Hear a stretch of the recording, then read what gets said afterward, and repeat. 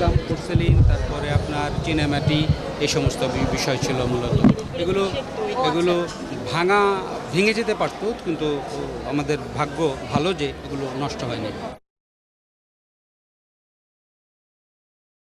আগুনের সূত্রপাত যেটা আমার প্রাথমিকভাবে ধারণা করা হচ্ছে যে ইলেকট্রিক্যাল শর্ট সার্কিট, কারণ এখানে যে সিলিং আছে, ফল সিলিংয়ের উপরে ইলেকট্রিক লাইনগুলো লেআউট করা আছে, এবং লাইনগুলো যখন ইলেকট্রিসিটি হয়তো দিয়েছে কানেকশন, যখন কানেকশন পেয়েছে এই লাইনগুলো হয়তো কোনো একটা ডিস্টার্ব করে এগুলোতে আগুন লেগেছে সূত্রপাতে।